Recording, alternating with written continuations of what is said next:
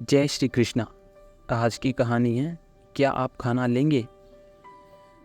पिछले 1 महीने से वर्मा जी ने ऑफिस के नए सहकर्मी विनय मिश्रा के साथ ऑफिस जाने के लिए कार साझा करना आरंभ किया है। आज वर्मा जी की कार लाने की बारी थी। विनय मिश्रा अनुमानित 8:30 बजे चौराहे पर खड़े मिलते हैं, पर आज 8:35 हो गया था और उनका कहीं अता पता नहीं था। और कितनी देर इंतजार करें यह जानने के लिए वर्मा जी ने मोबाइल निकाला कि तभी नज़र जल्दी जल्दी कदम बढ़ा रहे विनय मिश्रा पर पड़ी। बैग के साथ लंच बॉक्स और लंच बॉक्स के साथ एल्यूमिनियम फॉइल में लिपटा हुआ कुछ देखकर वर्मा जी समझ गए कि वह घर का बचा हुआ खाना लेकर आ रहे हैं। उन्हें कुछ उलझन सी हुई। वह जानते थे कि अब वह रास्ते में गाड़ी रुकवाएंगे और किसी ज़रूरतमंद को खाना यह कहकर सौंपेंगे कि क्या आप खाना लेंगे। देर न हो रही होती तो विनय पर झंझलाहट न होती। उन्हें भी यह सोच ठीक लगती है कि बचा खाना यदि अच्छा है, फ्रिज में रखा हुआ है, तो तुरंत ही किसी ज़रूरतमंद को दे देना चाहिए। वह समझते हैं कि देश में ऐसे लोग हैं जो भूखे पेट सोने को मजबूर हैं। पर क्या आप खाना लेंगे, यह कहकर, यह पूछकर उनको देना थोड़ा हास्यास्पद लगता है, या यूँ कहें कि अखर जाता है। सोच में डूबे वर्मा जी सहसा चौंके जब लगभग हड़बड़ाते हुए विनय ने गाड़ी का दरवाज़ा यह कहते हुए खोला, माफ़ कीजिएगा, आज देरी हो गई। तब वर्मा जी ने कहा, अभी और होगी, क्योंकि आज आप फिर बचा हुआ खाना लाए हैं, इसे देना भी तो होगा। ये कहते हुए उन्होंने गाड़ी स्टार्ट कर दी। तब विनय ने कहा, कल ज़्यादा खाना बन गया था, फ्रिज में रख दिया कि शाम को निपट जाएगा, पर दोस्त का फ़ोन आ गया कि शाम को पार्टी है, तो सोचा किसी ज़रूरतमंद को दे दूँ।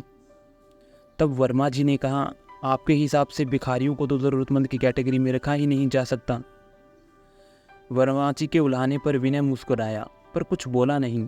बचा खाना किसी सुपात्र को मिल जाए, इस आकांक्षा से रास्ते भर विनय इधर उधर देखता रहा।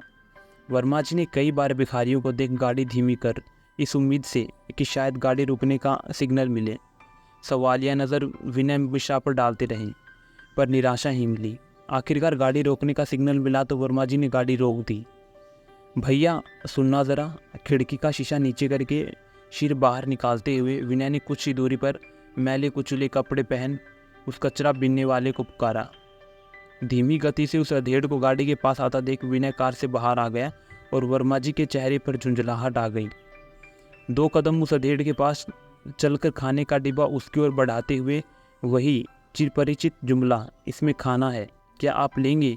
यह सुनते ही अधेड़ की आंखों में चमक आई और उसने लबक कर डिब्बा ले लिया। विनय जैसे ही गाड़ी में वापस बैठा तो कोफत में सिर हिलाते हुए वर्मा जी ने गाड़ी आगे बढ़ाते हुए कहा, अब इस कचरे वाले को भी खाना पूछ कर दोगे क्या विनय। तुम भी हद करते हो, खाना लेंगे ऐसी इज्जत क्यों बख्श रहे थे। कचरा बीनने वाला ही तो था, डिब्बा पकड़ा देते तो क्या वह लेने से मना कर देता। ज़रूर पकड़ा देता अगर भिखारी होता तो, पर वह कचरा बीनने वाला है। वर्मा जी के चेहरे पर असमंजस के भाव देकर विनय ने स्पष्ट किया, भिखारी और कचरा बीनने वाले वेशभूषा में बेशक एक से हैं, पर नीयत में बिल्कुल अलग हैं। वर्मा जी ने कहा, मतलब यही है कि भीख मांगने से बेहतर उसे कचरा बीनना लगा। ऐसे में बिना पूछे खाना का डिब्बा पकड़ाकर भीख लेने जैसा भाव उसे असहज न कर दे तो बस इसलिए उसे इज्जत बख्शी। आज तक सहते आ रहे विनय के अटपटे व्यवहार के पीछे छिपी मंशा को समझकर वर्मा जी ने सल्यूट अंदाज में हाथ उठाया तो विनय मुस्कुरा पड़ा। तो आशा करता हूँ कि आपको कहानी पसंद आई होगी। राधे राधे।